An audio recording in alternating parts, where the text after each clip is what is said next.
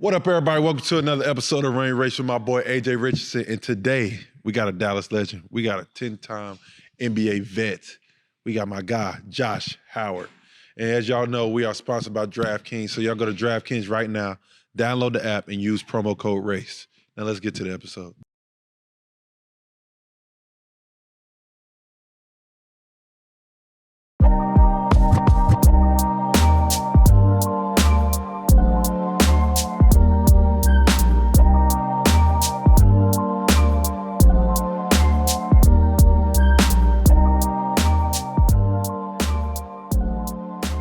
What up, everybody? Welcome to another episode of Rain Race with my boy. He's back. AJ Richardson. Good morning, beautiful people. Finally. I mean, his fine money. He might as well call that motherfucker Charles Barkley or Draymond Green. But good to have him back. But people, we got a special guest here today. Winston-Salem legend. Winston-Salem legend. Wake Forest legend. Math legend. Yeah. I mean, the list goes on. The list goes on. And like I said, we all remember him playing. He's a bona fide bucket getter, all-star, all that. Hold on, let me get this right. University of North Texas, Dallas. There you go. There we go. Come on now. I was practicing that in my head, but we got it. People, we got Josh Howard on the pod today. Appreciate y'all, man. Appreciate y'all. No, Yes, we sir. appreciate you getting on here, man. Like I said, different perspectives, different avenues that people go through. We like to give people insight and ways that they can get to where they are today. Definitely. You have played the level at the highest you could possibly play. And now you are coaching in college. And the landscape has completely changed. I mean, you got into it. And I was literally just talking to one of my homeboys about this, just like the college landscape is going to be more coaches like you because you understand this type of college hoops. Yes. Because the college is NBA now. Yeah. Point blank period. Yeah. So you can see the Coach Williams, Coach K's, the Bayhans. They're trickling out because this ain't what they like. This ain't what they used to. Yeah, it's new basketball. Yeah, it's new basketball. You cool. Yeah. You know what I'm saying? Like, I know this is gonna be. Yeah. You have that sense of reality. But we want to talk about your race, how you got to where you are today, and how you your avenues and different ways obstacles you had to get through along your career. But we're going to get right into it, man. Where you from and how'd you get started playing basketball? Oh, man. So I'm originally born and raised in Winston-Salem, North Carolina. Trefo. Like AJ said, man. And I was just a humble young man in that area, just, following my dreams, looking at great players like Michael Jordan that came before me, Magic Johnson, Larry Bird, just trying to figure out my way when I was back at home. And I just started playing basketball at Reynolds Park Rec. Yeah. You know what that is? Right up the road from Morningside, where I'm from. And I just took a liking to it from what I heard. And it's kind of weird to say this, but my dad was like the neighborhood superstar in the city. And when I found that out, it kind of pushed me towards playing ball even more. So I wasn't the best basketball player. So, we always got to find ourselves. Yeah, for sure. Coordination was horrible for me. Really? I knew one thing I could always do, and some of my homeboys still remember me doing this, was blocking shots.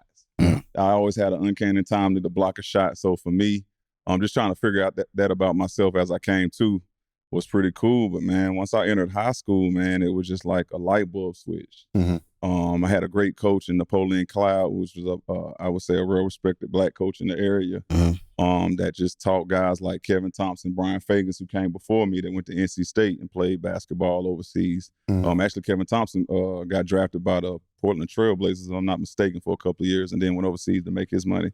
So I had a high school coach that knew what it'd take, to get me where I wanted to be, or at least start me off. Where I needed to be. And I think the biggest thing he pushed me was with the grades. Yeah. Just understanding what we had to have, man, because back then, like I said, I'm a little bit older than you fellas, but whoo, boy, well, I think the baseline for SAT was 820. Damn. But Wake Forest had a different baseline because it was a private institution, so we had to have a 940. So in those times, it was like, man, like, can I get this? Can I get this? Which I eventually got it. But I didn't get it till I went to military school. Gotcha. Did you play any other sport? Man, I played football and baseball, Pop Warner. I got a what's that? Satama Bowl trophy. Yeah. We went down to Florida in like 89 and 91. Yeah. Won that. And then baseball was my sport, fellas. But, man, my grandma, I'll never forget, she took a picture of me in my uniform. You know, it's tall men. Sorry, AJ. Yeah. I was all legs. All legs. And it messed me up at 12. Like, is this how I look walking around? Like, y'all see all legs, short torso? So I was like, man, I'm done with baseball. Your strike zone probably Was ridiculous. And you know they didn't care. They didn't care at all. Strike go. So, you know, navigate my way through that. Because even in Winston, you know, the city's separated, but I actually went and played at a predominantly white baseball field at South Little League. I keep referencing to AJ because AJ know these spots. So you know that? You know, like, that's why I'm, like, born, kind of like raised, too. Like, I did not know that. I thought my it was more whole entire Charlotte. family lives in Winston. Yeah. Didn't know that. Didn't know that. Besides my mama and daddy. Oh, okay. Yeah. So, from that standpoint, just overcoming adversity at a young age, I had to figure that out, navigate that real quick. So, you know, it kind of readied me to, you know, go to military school and, you know, hold myself more accountable, you know, and understand what it was to be a D1 player at those times. Having a father who, legend, everyone knows him, did it put a little bit more pressure on you? Well, the part of having a father that was a legend in the city really didn't, because he didn't take care of me. You know, he wasn't there. You know, typical story. You know, I don't beat him up for it because I actually don't know what happened to cause him to be like that. You know, he never have a conversation with me about it before he passed, which is unfortunate. But we were cool when he passed. You know what I'm saying? So for me to have that type of relationship with him and then know how crazy he was back in Winston, how everybody knew who he was as a player, it just made me want to be a better version of him. Right. So, you know, I miss him to this day, but at the same time, I am him and just reinvent it. You know? You was a walking miracle, too. I did my research, and your mom, like, broke your legs or something? Yeah, so, man, I was born basically crippled, breached, as far as, like, my leg were bowed. And at the time, the doctors really didn't know what to tell her outside of, you know, if you do this procedure where you break my legs and let them heal over the next 6 months and take the cast off, and hopefully, you know, I develop, you know, like a normal kid. And my mama took the shot, you know, as far as like them breaking my legs, man. So all my baby pictures were from me like 6 months to 1. I was in cast. You know what I'm saying? So that's crazy. You know, AJ picked up on that because I don't really talk about it. But as far as like, you know, adversity and all that stuff, I hear people talk about what they go through. You know, I just feel like, man, you don't even know. You don't even know to have you know what us. I'm saying? So. What is, I mean, and like I said, you don't have to talk. What is something, because the reason I love doing this is talking about what pushed you over the hump. Was there a moment for you that you were like, okay, if I don't lock in now, I can go the wrong direction? Especially being from Winston. Yeah, because I was thinking about that because the influences were there. And at the time when I was raised in Winston, it was fun to be there. Like, it was something to do with Winston State down the street from where I was raised. Lord Jesus, you know. You know. Go to homecoming. So the temptation was there, but I think I would say just I had a strong family. Number of women in my family. We like 3 boys with the last name when I grew up. And of course, I've had sons, and my brother got a son. But just listening to my grandma's life lessons about taking advantage of opportunity. Winston has a strong African American heritage or community that pushes you to be great.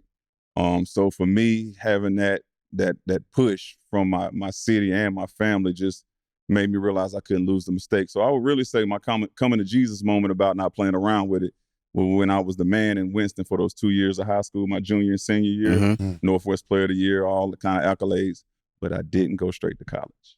And I got a chance to hear people hate on me. And that what boiled me to the point when I got to military school, I was definitely coming back with a vengeance. And from that point forward, military school again helped me be accountable even more with that. 1,000%. And when I got to Wake Forest, man, I did not look back, bro. What military school you go to? Hargrave. You went to Hargrave? So I was me and David West. Really? West. Y'all was on the same team? On the same team. And wasn't slated to be starters. We had some killers. Harris Walker, Sylvan Robinson, Damari Thompson, Ronald Blackshear, guys that was slated ahead of us. So y'all not playing? We weren't playing around. Yeah, and we even had Charles Grant who played in the NFL.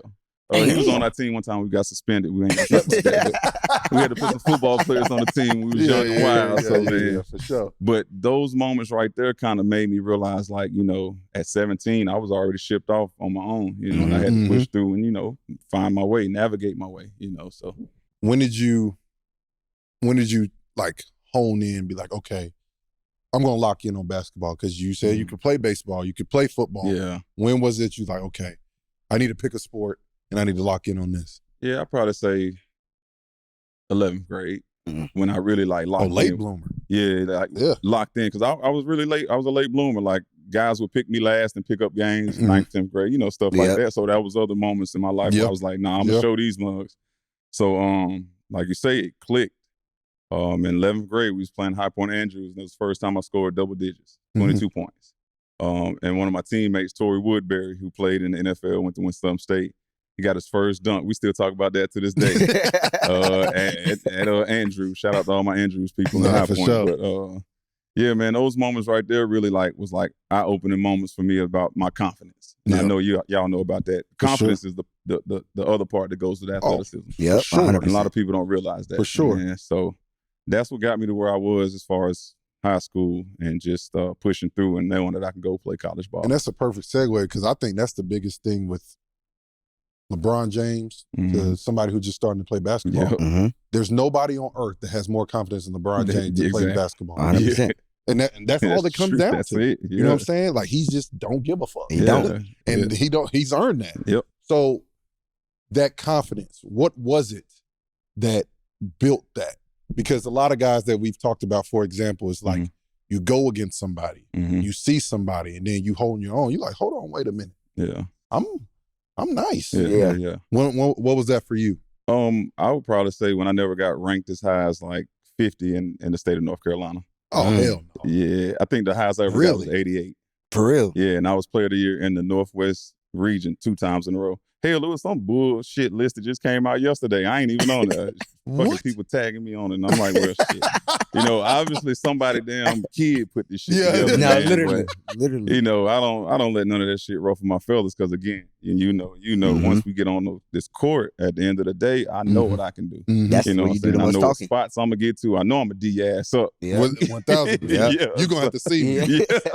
You ain't scoring. I'll tell you that. Yeah. So those times right there, just kind of being looked down upon, being told I wasn't going to be successful. You know, again, for me, I wasn't going to respond to you. I was just going to show you. You're going to see me. You know what I'm saying? I'm more of a guy that's going to show you than talk shit because talking is anybody can tell you anything. Did you, I got to ask this. Did you before I forget, you always wore the wristbands? Yeah, I started in college. You started in college? My senior year, kind of getting them in practice. Y'all wear wristbands? In practice. I was about to say. Yeah, like everything else. Skip wasn't playing that. Yeah, but once I got to the league, me and Marquise Daniels was trying to find our way. You know what I'm saying? We seen like how Quentin Richardson and I just did their podcast too. He gonna kill me when I can get his Darius Miles. D Miles, man. When I seen how they had their collab, me and Keith connected like that. Gotcha. Okay. And so we was just trying to find our way, and the headband thing came in first. The wristband for me came because I just seen players do crazy shit with towels on the bench. You know what I'm saying? Wipe their nose, wipe their ass, and throw it. Like, hey, man, how you think I want your, bodily fluids? Y'all know. Facts. I started telling Big Al, man, just give me wristbands, bro. I'm a goddamn hit myself, any of the little ball boys, throw me a clean towel every time I come out, bro. I wasn't fooling with them. But the wristband thing was kind of a way to be identified. Yeah. To separate ourselves, man. Because Dallas was kind of, setting the tone. Cuban had just bought the team. The year prior before I got here, they was a win away from making it to the conference final. I think Dirk hurt his knee in that game against Sacramento. But knowing, the organization I was coming to, I needed to find some way to make identity for myself and Keith. You definitely did it because as soon as I think of Josh Howard, I think of wristbands. Wristbands. And I'm like, that was just your thing. Yeah, and you succeeded at that for sure. Yes. Because I don't think nobody wears them. I haven't seen anybody. I don't see many people wear them no more. Nah. I can't think of nobody. Everybody like. You think anybody wear a wristband? Nah. Yeah. Everybody just tape their wrist now. I mean, a lot of people tape their wrist. Wearing sunnies to warm up. So. That was crazy. Nah, real talk. The reason why I wore them, I was not trying to get nobody else's bodily fluids on me. Facts. Like, real talk. I'm not mad at that. The NBA playoffs is right around the corner, and you know I enjoy the games a lot more when I got some money on the line. As you guys know, we are sponsored by DraftKings, so y'all go to DraftKings right now, download the app, and use promo code RACE. New customers who bet as little as $5 get $150 in bonus bets instantly. Use your DraftKings bonus bets on same-game parlays for a shot to win more money. If sports betting isn't your thing or sports betting isn't legal in your state, DraftKings got you with DraftKings Daily Fantasy. So go to DraftKings right now, download the app, and use promo code RACE. New customers who bet as low as $5, you know you're going to get some bonus bets. So go to DraftKings, like I said, and use promo code RACE. DraftKings, the crown is yours.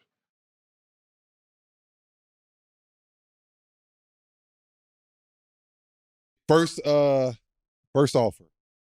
First offer as far as college. Oh. What offer you was talking about? I thought you were talking about that money. I was going to get that. What? I thought you were talking about that money.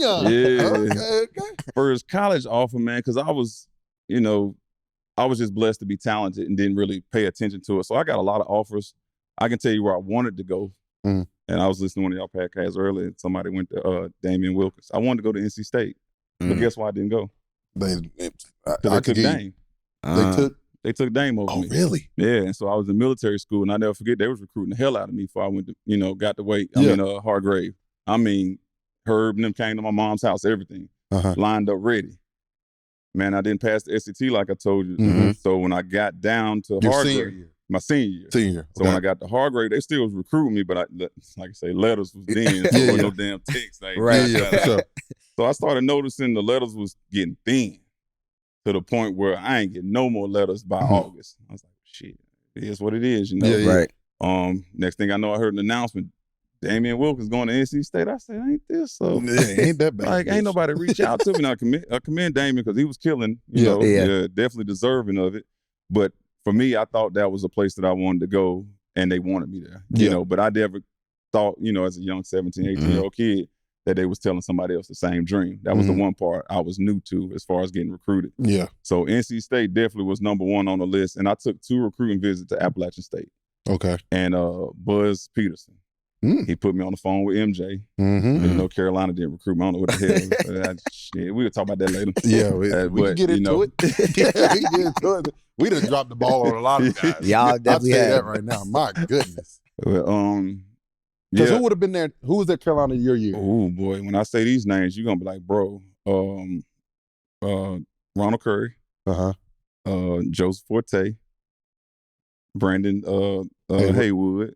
Jew Peppers. I might be missing 1 or 2, but them guys were like that. My freshman and senior year. Joseph Forte, like that's one of the guys that I wish Carolina guys would talk more about. Yeah. Mid-range game was crazy. He made me shoot mid-range.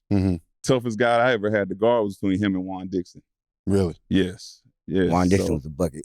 Like college. Yeah. You just dropped the bomb on us right there. That's a name. That's a name. So to chase them guys around, and I was 6'6", 6'7". Them guys was like 6'2", 6'3", 6'4". And this when the ACC was like the ACC. The top. Different. Yeah, it was different. So, those guys like that, but just in general, man, just the recruiting effort, man, everybody wanted me, but I was just like a real humble kid, man. I just wanted to be where somebody was going to compete night in and night out. So what was it for Wake? They promised me a scholarship. They promised it because, I didn't really want to go to Hargrave. I wanted to prove everybody wrong and show them I can go straight to college. So I never forget, we went over to Wake, like on a random day, seeing, Coach Odom and them, because they were recruiting me, but they wasn't serious about it. Right. They was known for not recruiting people in Winston. I think they might have recruited one guy before me, like in the 70s. Really? Oh, yeah. Yeah, they didn't really go after players in Winston, from what I heard. But I went over there and talked to Coach Odom and them and seen if I could, like, at the time it was called, I think, Prop 48. Basically, where I had to sit out the first semester, get my grades right, and then come play second semester. They didn't want me to do that. They wanted me to come the full semester, the full school year. Okay. So they basically told me if I went to Hargrave, passed my SAT, I was a post. I wasn't no damn guard coming out of high school. So I had to really learn how to be a guard, 2-dribble pull up, make reads off the bounce pass, which I mean, to this day, I can't believe I figured that shit out in 8 months. Like, not for real. Like I say, the guys' names who I called out that was slated ahead of me and Dave West were already doing this shit. Mm-hmm. So I want to say I passed the SAT. I got the Hargrave in August. The first SAT was in October. Passed it. Wake Forest honored my scholarship. Signed in like November. Mm-hmm. And then all I had to do was work on my guard skills. Mm. And if those who know, Hargrave Military Academy was like one of the top preps. Yeah. So for I sure. mean, it'll be compared to like what's that school in Florida or like IMG. Mount Bird, IMG. It'll be the comparison to them. So I learned quick. Like, hey, don't play around with handling the ball. You know, understand that you can shoot, because I could shoot 17 feet and out.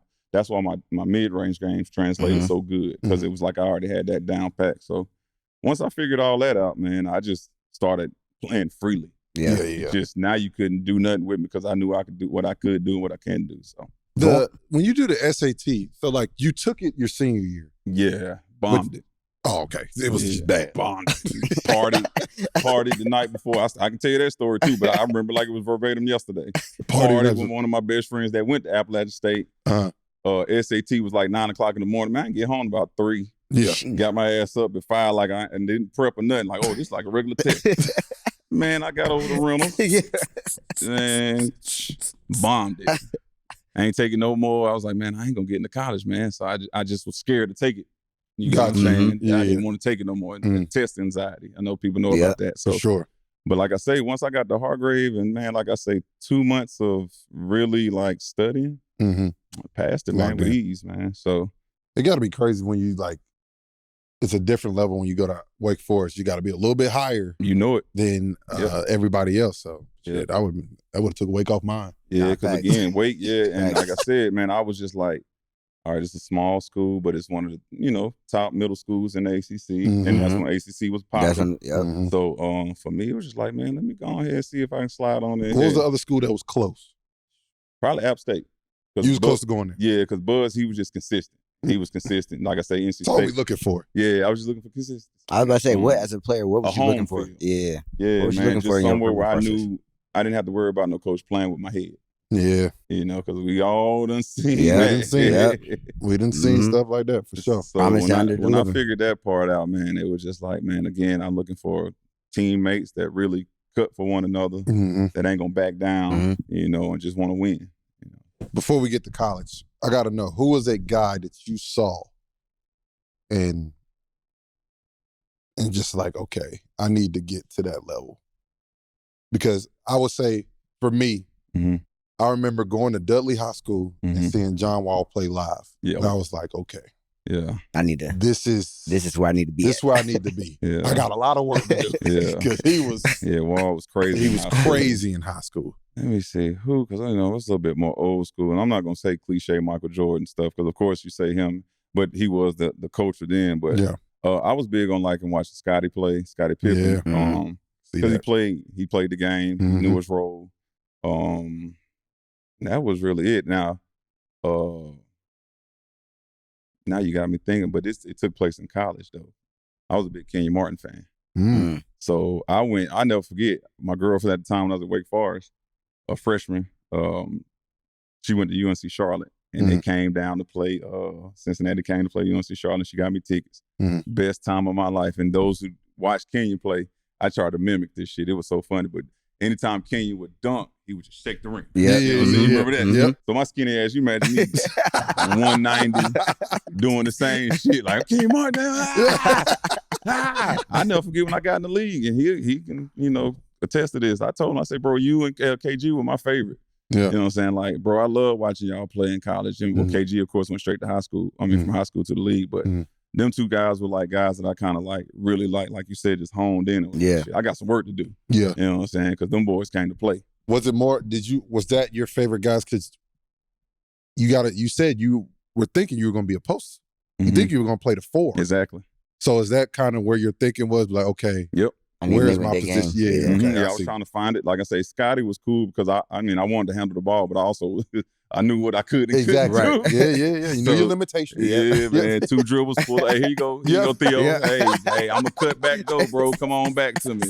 You know what I'm saying? So for sure. So from that part, like I say, those two guys definitely impacted me to play harder, and play smarter and try to kind of mimic what they did back then. So you definitely don't have the personality. Like they some clowns. Them two boys. Yeah. I can scratch the surface, but you gotta pull it out of me. So, yeah, for sure. What you get to college? Yeah. Welcome to college moment. Shit, when Nicky Arenzi, who he was basically, I had to take his position. It was big three. Mm-hmm. I mean, like this Nicky was 6'6", 240. Mm-hmm. He chin checked me with his forearm. Yep. And I was trying to come off the screen. I never forget that. And I stopped and got like leant back like, oh, okay. And I wasn't nothing but like 180 pounds. Yeah. He was 220, 230. Uh-huh. So coming off that screen, I never forget that. But then I also remember it because he had a knee issue. Mm-hmm. So that's when I gotta be smarter. Mm-hmm. I gotta be quicker than this mug. So when I see him getting ready to hit me, I'm gonna juke you, get around you. Yep. Shout out to Nicky. I'm sorry you transferred, my guy. After that, so, appreciate you. Yeah. Facts. Thank you. That's my dog. He's still my dog. I don't know her yet. I know you got missing on us, but holla at us. Where the defensive mentality come from? Ooh. I just think from just being competitive as a man. Mm-hmm. The street ball days when I was 12 years old playing with 20-year-old drunks in the neighborhood at the Dust Bowl in Morningside that was not going to take it easy on me. Yeah. You know what I'm saying? And understanding that if we won 3 games in a row, then we're off the court. Like if we lose, we might not play the rest of the afternoon. You know what I'm saying? So it was those moments in my childhood that made me the competitor I was and the defensive competitor I was, because you had to play defense in order to stay on them playground courts.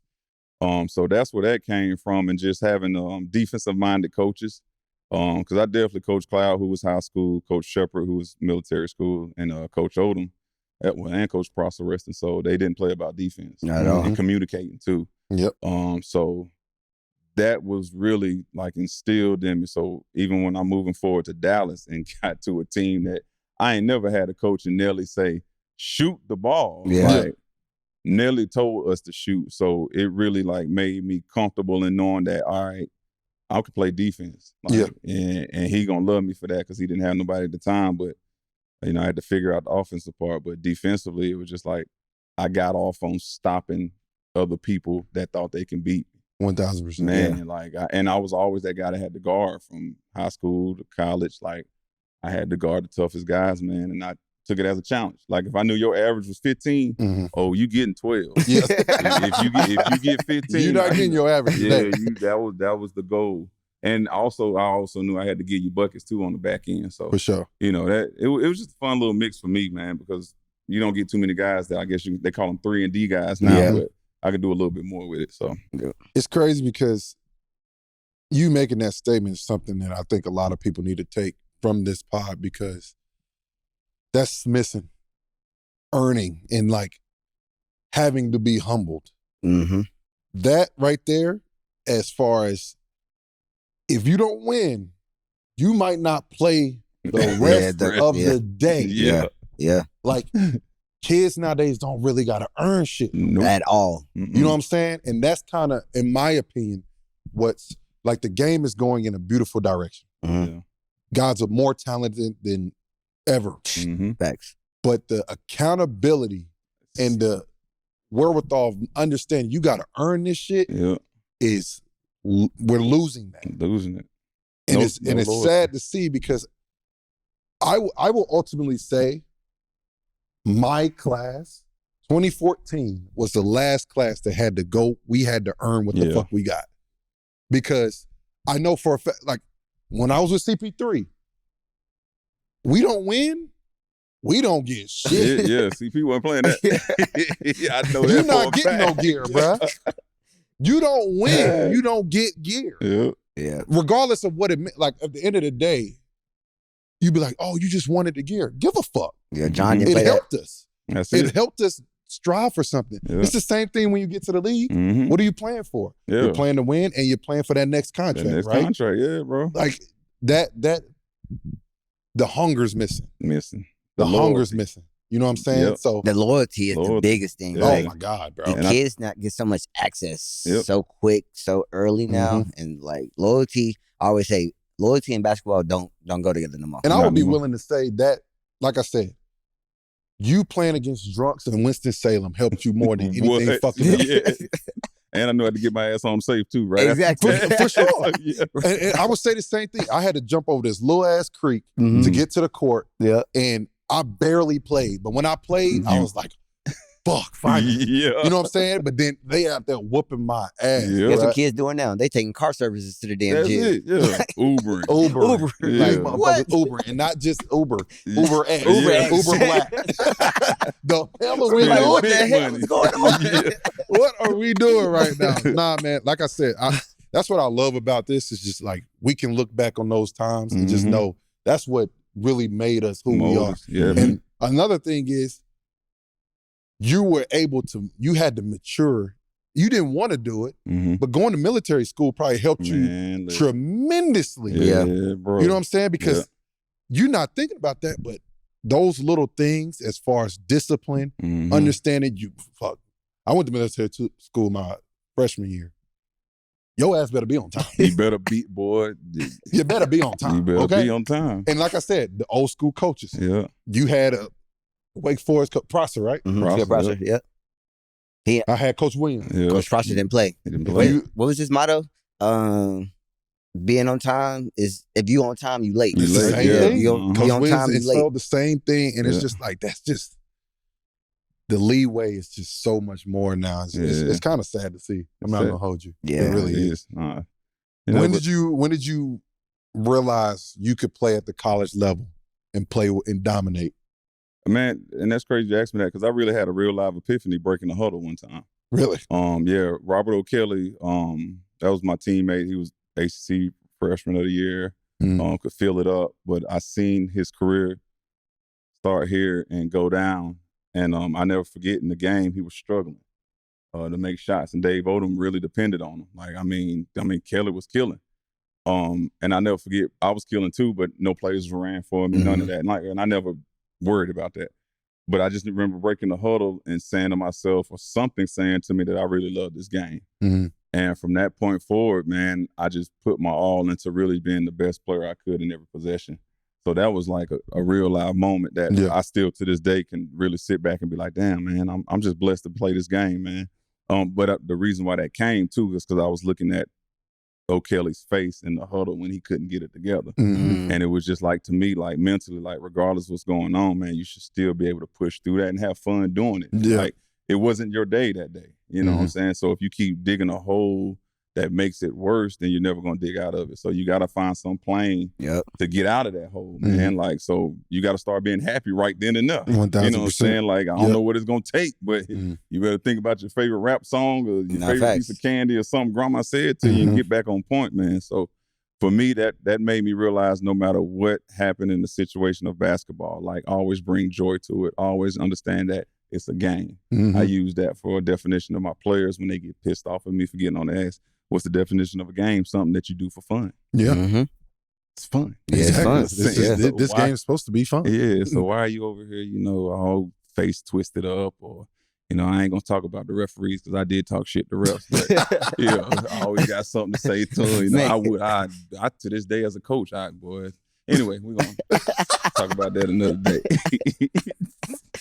No, that's big though, because at the end of the day, you look at those moments and you think about those. It's just like you have the luxury, and more guys need to think that way because if the ball not going in, okay, cool. You got to change that mindset. Yeah. How am I going to affect winning? Yeah. Because then that makes, as your coach, if your best defender or your best scorer, if he's a good defender too, you still can't take him off the court because he's going to lock up his matchup. Exactly. So guys have to understand, be more than just one thing. One thing, man. And that's going to help you out tremendously. And I think that's for sure what helped you out in your career, because at the end of the day, let's say you're not having a good shooting night. They're not taking you out the game. Oh, no, I'm doing something else. You're going to do something else to contribute to win the game. And Yes. that's where kind of the mindset of younger players nowadays, they're not thinking about winning. They thinking about, I got to get my numbers and get shit. my threes. You know what I'm saying? I've seen so many look-offs. What game I watched? Auburn last night. Was it Auburn last night? Oh, yeah. Man, it was a couple of plays where kids was driving. They still going to get the layup. And you see the drift guy just drifting. Oh, yeah. Drifting, wide open. I'm like, bro, these are shots that y'all work on it Every day. Yeah. Give that man the ball. Yeah. instead of trying to get that 2 points that's contested by a 7-footer that's finna smack you. Yeah. Finna smack you.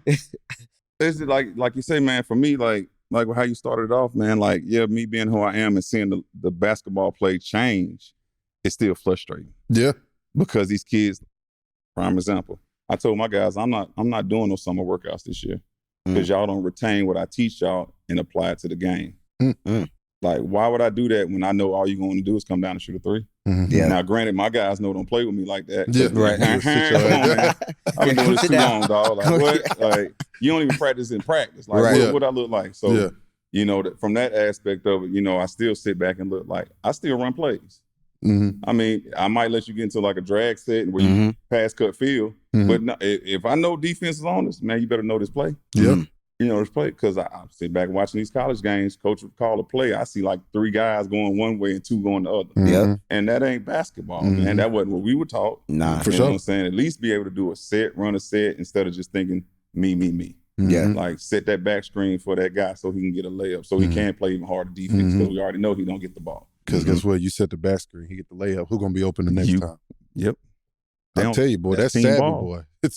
That savvy is gone nowadays. But the crazy thing is, like, kids don't watch basketball. That's the They issue. don't watch basketball at all. It was crazy. I was talking to... How many players you think on your team watched that game last night? And out of 13, 4. That's crazy. 4. My son don't even watch basketball. I just got to tell you about. I call him sometimes. Did you see? Oh, no, I was. And he good. It's the craziest thing. So Chris played the Lakers the other week. So we went to the game and we brought a top recruit to the game. I ain't gonna say his name. That's my little bro. But I said, "Do you watch basketball?" He literally straight up said, "No." I said, "It's insane, bro. What the fuck?" It's absolutely insane, bro. In my house when I was younger, bro, there was nothing else. Yeah, that's all you had to do. There was nothing, bro. In my house today. There's literally nothing else. It's not like even my little sister watched basketball with me. Like Jada, like if you come to our house in LA, it's gonna be a fucking NBA game or a college game. It's hoops, bro. It's hoops. And if it's the summer, TBT. Like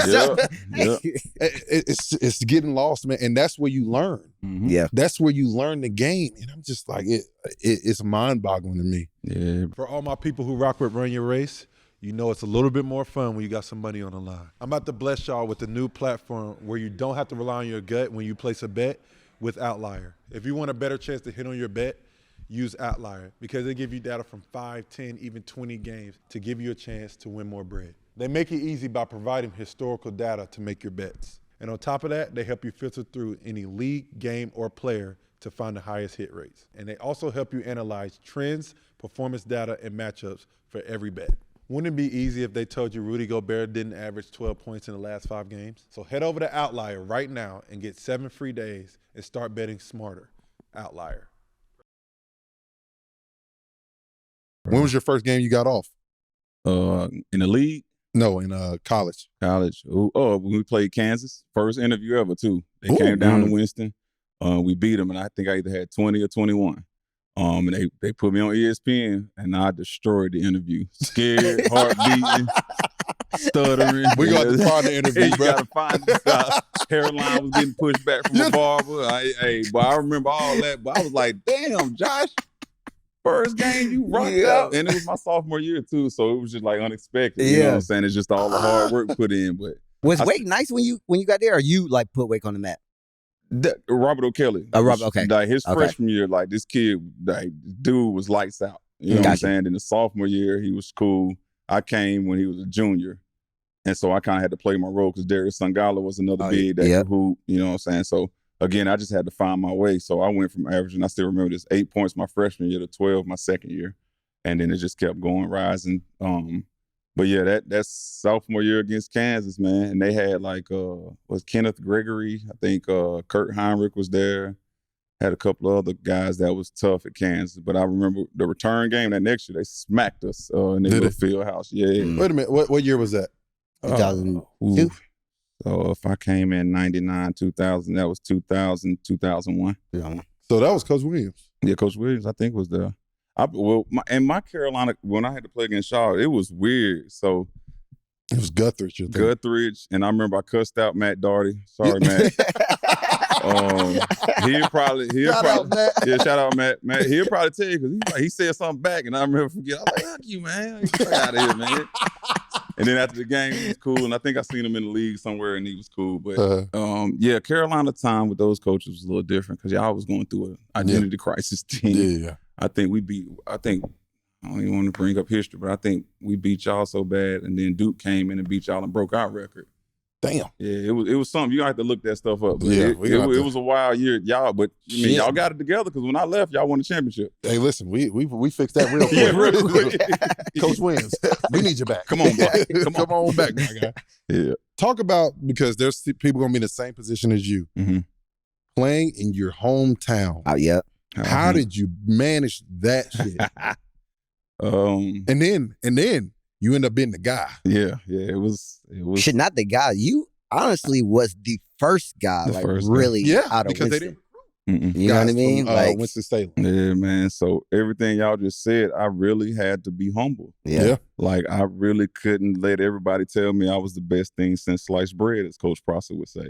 Like I would refuse to get the big head. Like, I would, have fun with it here and there, get in the club for free, all that type of stuff. Sure. But as far as like really being a conceited person, nah, that wasn't in my nature. Like, so I just humbled myself, man. I just treated myself like I was just like anybody else to put their pants on one leg at a time, man, and just really focused on getting better. Like that was it. I knew like, all that BS was coming, but for me, if I had that goal in mind to be a player, I knew I had to cut stuff off. And I think military school really helped that transition. That's what I was going to say. I was going to like that had to make a difference. Because my mom and them, like, they didn't, I was a boy. Like, shit, I jumped off the porch, had my license at 16. Like, as long as I got stuff done at home, I was outside, even being managed, you know what I'm saying? Like, at that age, I knew, like, all right, man, I don't want no kid this early. So take my ass on home or, don't do nothing that could cause me to, jeopardize my future.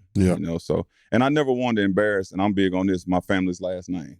Gotcha. So to bring any type of shame to my family, that would have crushed me. Yeah. Even when I did say some things that ended up being true back in the day, it hurt me because my grandma was still alive. And I never forget, she got me through that. And she was just like, son, like, people going to think what they want to think. They don't know who you are as a person. You know what I'm saying? And just because you was an educated black man and knew what the heck he was talking about, a lot of people wasn't ready to hear that then compared to now everybody's doing it. And you know what I'm saying? We ain't got to reference it, but you get what I'm saying? Like, it's just a part of the game, man. So for me, just living through it and understanding I knew who I was made me feel even better about myself that I pushed through that type stuff. So when did you know you was out of there?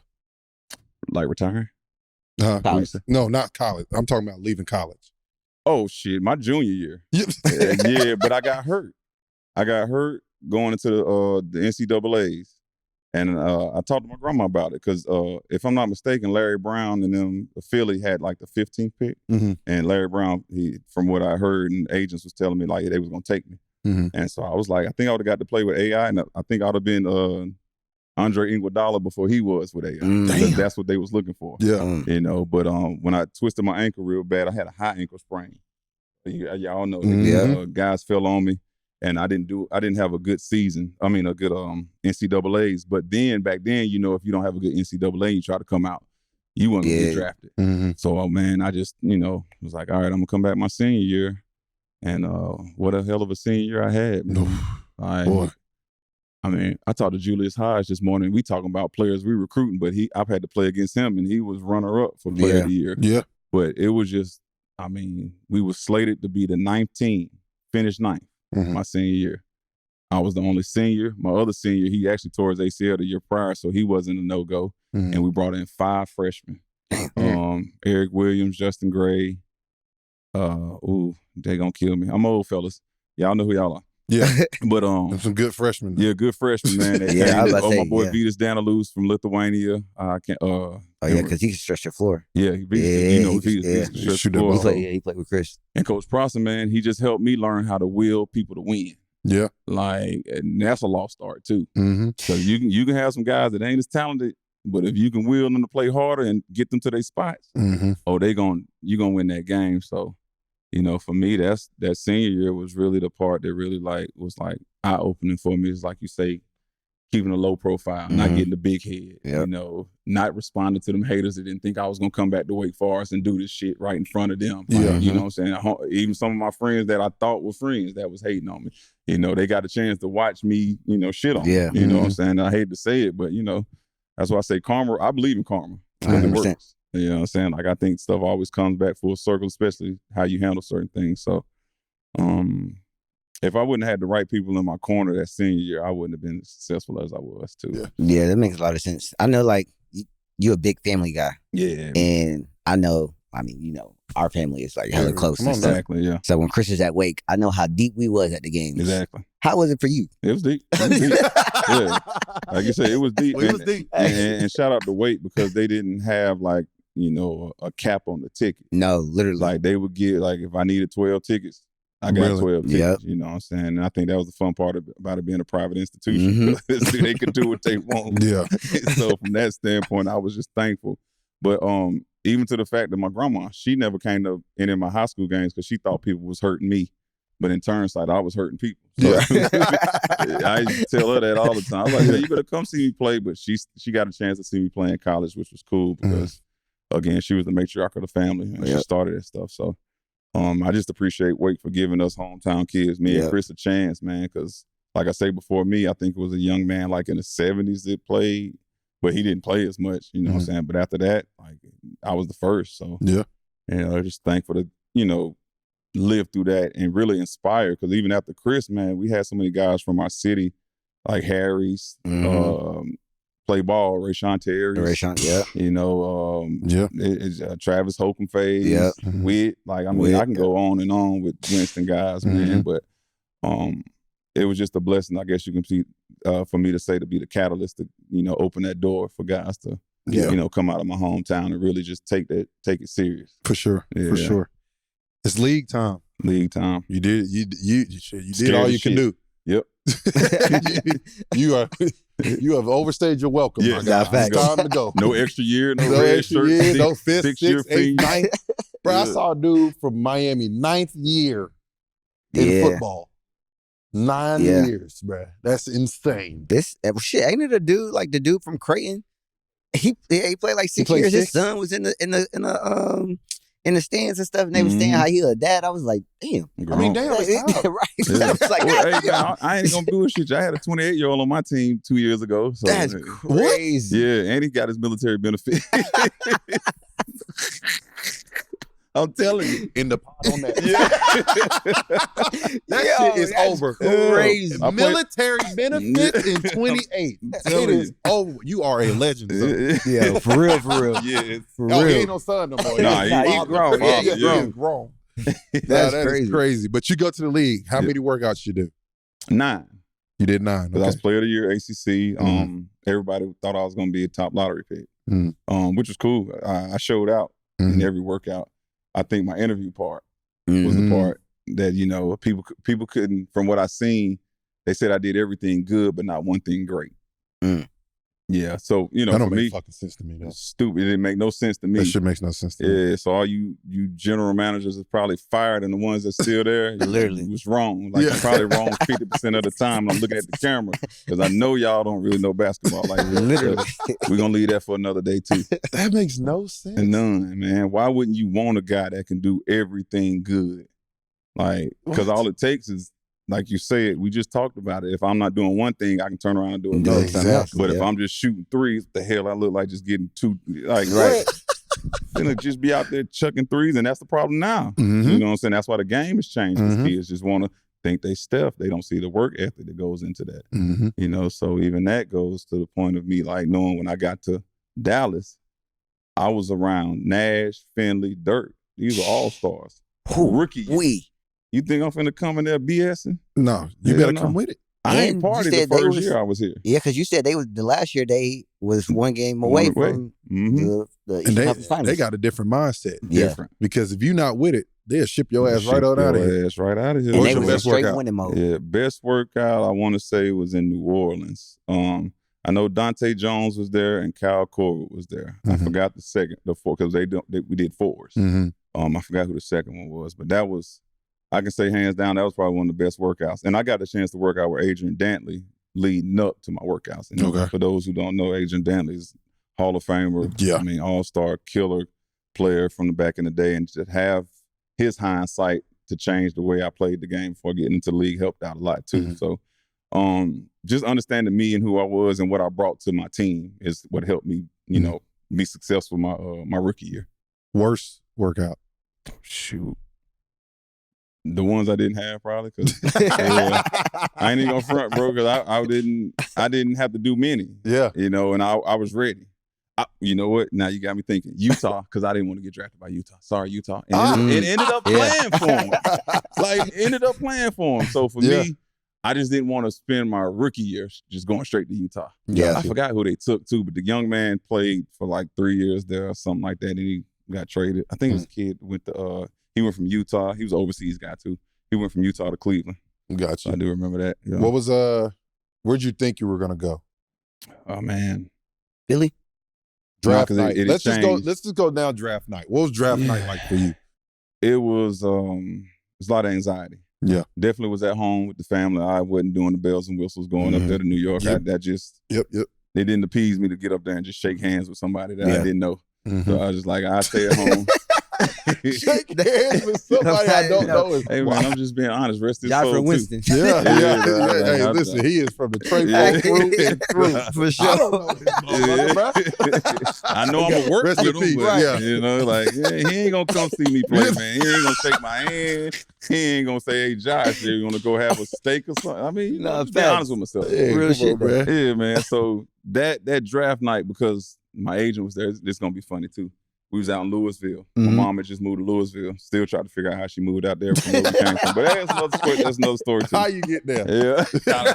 How did you get there? Where this house come from? Because I know where I was raised, but you know, I'm where gonna leave that alone too. So I'm pacing because I think, like I said, I only had 9 workouts. So at this point, I think we out the lottery now. Yeah.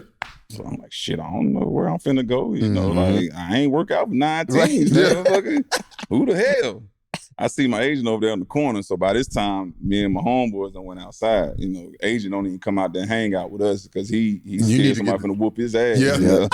Yeah, get your shit Get together. your shit. So, you know, again, not thinking that by word of mouth, you know, other GMs was looking at me or knew about me. So, and that was, I mean, when I came out too, I was one of like 2 seniors, and that's when the Euro thing had happened. So they was taking a lot of Euro kids. Gotcha. I came out with LeBron and them, 1-year guys, high school guys. So again, I was seen as being tainted for staying, you know, 4 years. But little did they know, you know, I had I guess you can say I developed late. Yeah. So I was really young, but I was old. So. You know, man, I came back in the house, and I think by that time, we was already down to like 24, 25. I think I was going to go to the Spurs at this point because they had the pick before me, if I'm not mistaken. And I knew Pop had liked me. You know what I'm saying? So, man, I remember coming in, and they were saying, well, the last pick in the first round is Dallas. You know, let's see who they're going to go with. And I remember looking at my grandma and my agent looking at me all crazy like I'm finna say something to him. And, man, as soon as I turned around, they say with the last pick in the first round, Dallas Mavericks take Josh Howard, bro. And the whole house just like erupted. I went and hugged my grandma and my mom. I seen my agent over there smiling like, yeah, thank you, Jesus. He like, thank God. Yeah, bro. We made it. Cuban called. And that was like, you played. Shout out to Q. Shout out to Q.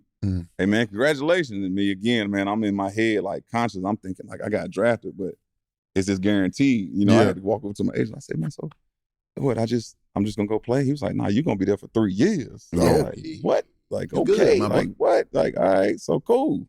I'm set. Human calls, man, send out his private plane the next day that flies down, do our little photo shoot. You know, I'm like, man, I'm going from outside to on the PJ. You know, within 24 hours. So, man, it was definitely gratifying to understand all the hard work that was sacrificed towards getting to that point. Time not spent with family made it all worth it.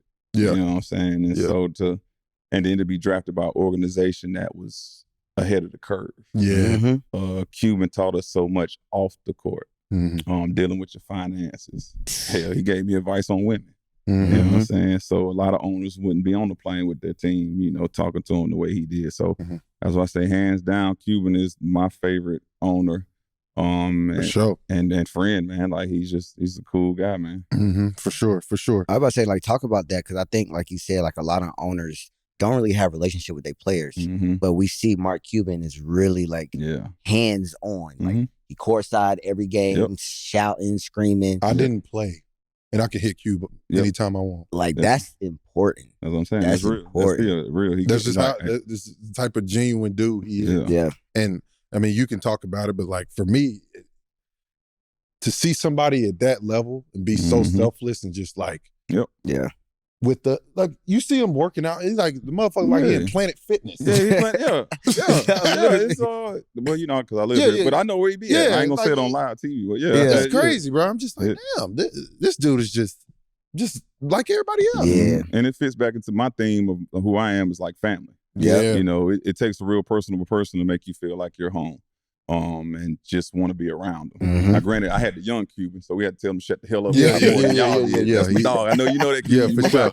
But we was playing for you. We was riding with you, and he had our back, man. So, every advice he gave was good advice. I mean, he didn't shoot no BS to us, man. So again, for me, having a guy like that really pushed us to be great. You know what I'm saying? It helped you want to play for an organization in a city. Like we was talking about Dallas, man. I didn't want to go back to Winston after I stayed here. Maybe after my third year, I was like, this might be it. Yeah. Like even after playing at 3 different teams, and Dirk, I love DC though. Chocolate City was crazy, but I couldn't live there. Couldn't live there. I love y'all too out there. Yeah. Coming here, it feels like a bigger Winston. You know what I'm saying? More stuff to do, better opportunity, I would say. I'm not saying they won't have it home, but it's just the population here, Fortune 500 companies here. Like it's just stuff here that you can really advance your life on, man. You don't gotta tell me. I ain't going nowhere. I was about to say, how did you deal with that? Because I think, like, obviously we from Winston, and like people look at us different when we like, I live in LA, you live in Dallas now, and they like, damn, y'all done changed, y'all done did all this and all that. And it's like, why the fuck am I trying to stay in Winston? You know what I mean? Like, I love where I'm from, but like, I'm trying to do better. How did you deal with that? You know what I would honestly say, when my grandma passed in 2016 is what helped me realize, like, all right, I don't necessarily have to be here like that no more. I already did the whole understanding how to humble myself when I played there. Then I started seeing that things kind of got worse as the city, kind of was underdeveloped. Crime had raised for a while, like to the point where we had gangs, and I was like, what? Like who? I know everybody. Yeah. You know what I'm saying? Like I can't go over here to the east side because I was on the south, just a couple of days ago. Like, which, even in my case, like I'm pretty sure I done got passes. Yeah. But if I didn't have the status I had, I'm pretty sure somebody would try me. Nah, back at home. But, that goes back to being genuine and people like really cutting for me back at home, what I'm saying? But, I came to a point too when I had my kids, and they Dallas kids. Yeah. Once I had that first one, it was like, oh, nah, I can't, not popping shots at my dad, but I want to be better than my dad. Right. So I'm going to be where my kids are. You know what I'm saying? I'm going to make sure they hear my voice. They're going to see me. They're going to know I'm going to support them. Because, again, I want them to have what I didn't so they can, excel what I am. Right. You know what I'm saying? So, again, for me, just Dallas is just like where I see myself be. No, for sure. And like I said, it's a great city. I'm the same way. Greensboro, like, oh, you gone? Yeah, I'm gone. Yeah, gone. Not planning on going mad. I didn't realize how many people, because I hit Steve. When I hit Steve, I was like, yo, we thinking about doing a pod in Charlotte and stuff. I was like, you think Jay should do it? He said, cause he live in Dallas. I said, huh? Yeah. He go. I got people down here thinking I'm from Texas. I've been like, nah, I mean, I've been here 20 years. So I've been to Texas. At this point. This is definitely helpful. What is the NBA is so big on situation. And that is I am a firm believer that is the biggest thing, in my opinion. And even if it doesn't work with one team, you go to the next team and you just hope it works. Do you think you coming to a team that was so locked in the year before and they just came up short, and now you don't have no time, no room for error? Like you said, you understood what type of time they was on. Yeah. They trying to win. Yeah. You didn't go out your whole first year because you like, they counting on me. Yeah. Do you think that helped you? Yeah. Yeah, I definitely know it helped me because, again, it goes back to, what I learned previous before I got here is just being accountable and understanding that people depended on me for certain situations. But like you say, it picked up even more now because money's involved. Playoffs are involved. Personal lives are involved. So, I don't want to be the reason somebody gets traded. You know what I'm saying? I don't want to be the reason why an organization had a chance to win something and we didn't do it. You know what I'm saying? Like, because that type of stuff now, because we're at the top of the top, now you will think about that a little bit more. You will kind of play back in your mind, what could I have done to change? You know what I'm saying? And for me, again, just being at an organization at a higher standard, like you want to hold yourself at a higher standard. You know what I'm saying? And just represent who you are and really have like people following behind you. Again, like I did a podcast yesterday at the university about being a trailblazer, setting the tone, you know what I'm saying? And again, I was coming into a place that it became a trailblazer. You know what I'm saying? So for me, again, it's just really understanding the significance of the situation and what I can do to help it. So yeah, like I said, again, Dallas with that, man, and the team, man, it's just, I had to grow up. And you got to grow up fast. Simple. Yeah, I had to grow up. And it's like, it's a great pickup for Dallas because at that point, do you want a high schooler coming into that role? Yeah. Right. Not really, because we just coming off one game away from being in the conference finals. You need somebody who's, and like I said, you had to work on that leadership role your senior year. That helps. That helps being like, okay, how am I going to help Dirk be great? Because that's your role. And that's what a lot of guys don't understand. Don't want to You're not accept coming in being the star, bro. Knowing your role. Your job is going to come in. How do you make Kyrie Irving better? How do you make Anthony Davis better? And how did you figure that out? How did you approach those things? Well, I had to study my teammates. I had to know what they could and couldn't do. Like if Dirk could stretch the floor, I knew I was that slasher. I was that guy where he got the double team. I was quick enough to see that guy leave, and I was going to cut right in front of that guy's face and get to the basket. Again, defensively, Dirk had 2 left feet, but he knew where to be. Right. And be in the right spot. He knew where to be. Hey, listen, there's some guys you just got to cover up a little bit for a little bit more. Dirk, we love you, brother. We love you. For sure. But and another thing with Dirk was he would talk, so it would help me understand. Like, all right, if I can cheat this part of the defense, I knew Dirk was going to be there. Certain situations where I could be more aggressive defensively. So I say that to say, and I do this in coaching, man. Learn your teammates, know your personnel. What they say, KYP. That's what they said. So again, for me, teaching those things is kind of a lost art too, because a lot of kids don't even care about what your teammate do. 1,000%. Like if I know Theo can come off a pin down and knock down a 3 in that corner like he did in college, man, every time I see you come off a pin down, that's your shot. Hey man, here you go. Bang. Even I used to, Eric Dampier was our center. They ain't want Damp to shoot the ball to save his life. Damp knew when I got that ball, I was going to throw it to him. You know why? Damp set a screen for me. You gotta feed the big fella. Yeah, Dirk. Damp, you about to get this basketball. And he gonna run a little bit harder. Right, exactly. He was like, oh, you looking for, and that's the psychological factor you gotta do. You gotta make sure, listen, if there's one thing I'm gonna do, I'll make sure my big fellas boy eat. Who you tell me. You gotta make sure your big fellas eat because they can get lazy real quick. And that's the thing, like, for guys that are in your position, like Herb Jones and Jay McDaniels, guys like that, you gotta cover up for your stars. They don't understand. You're basically guarding 2 people. 2 people. And there's no disrespect to Dirk and those guys, but they're getting paid a lot of money to put that ball in that basket. Exactly.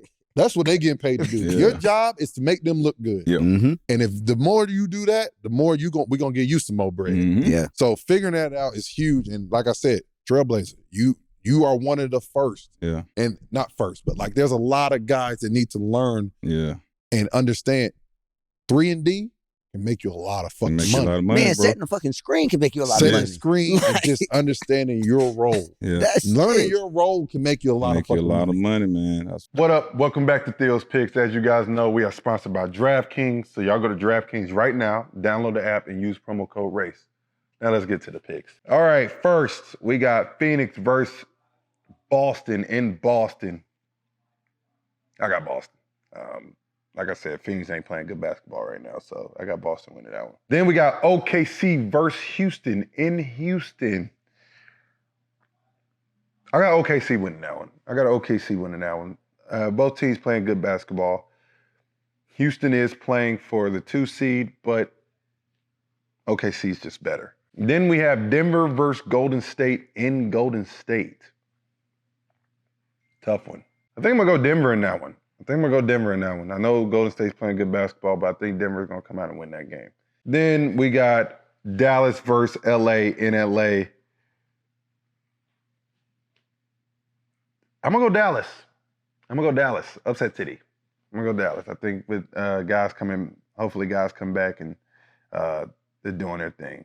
New York versus Atlanta in Atlanta. New York always struggles in Atlanta. Always. I got Atlanta winning that one. Then we got Memphis versus Detroit in Detroit. I'm going to go Memphis. I mean, it's going to be a dog fight. They're going to go at it, but I'm going to go Memphis in that one. Then we have Milwaukee versus Miami in Miami. You're fighting a lot of things there. But I'm going to go Milwaukee. Miami's not playing good basketball whatsoever. And that is another segment of Theo's Picks. Y'all go to DraftKings right now, download the app, and make sure you use promo code RACE. Now let's get back to the episode.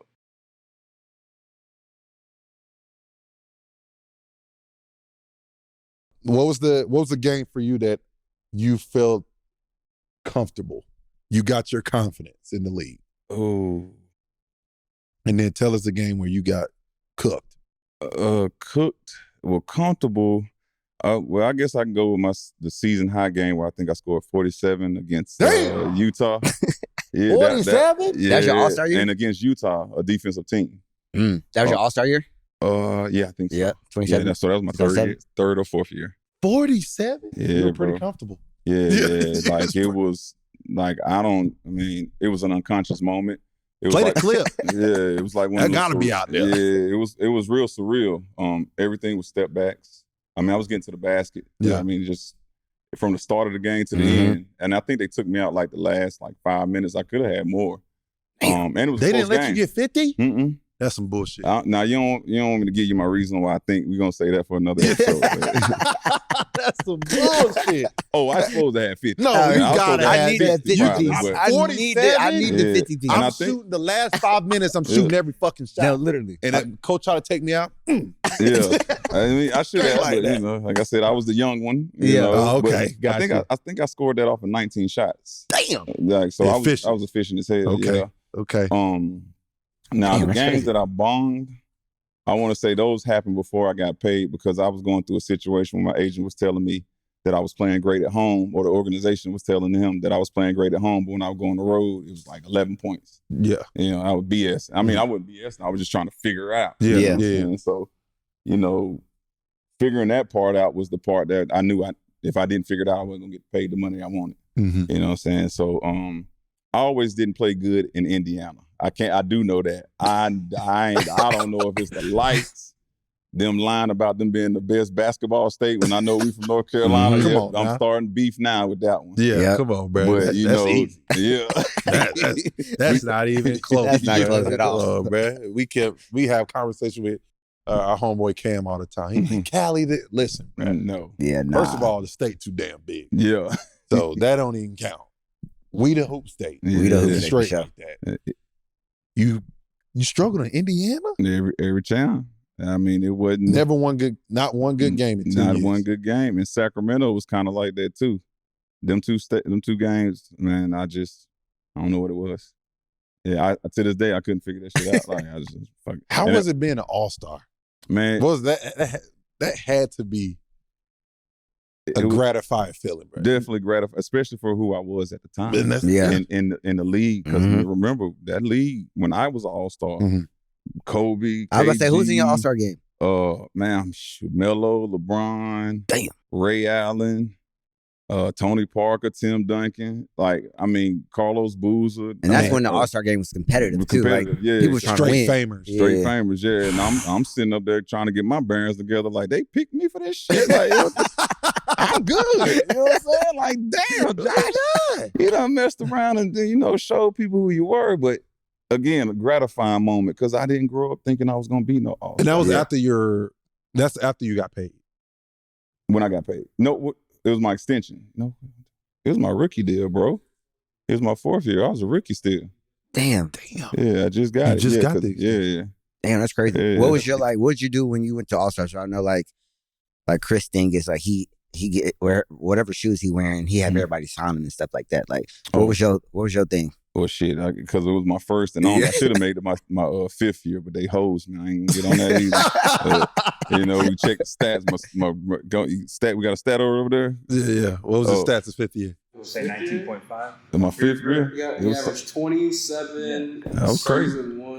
Oh, that's all-star numbers. Come on, bro. Yeah. You just made it the year before. I was crazy. Now, hats off, my boy David West made it that next year in New Orleans. Okay. And Chris With was Chris. in New Orleans. That was that was 2005. 5, yeah.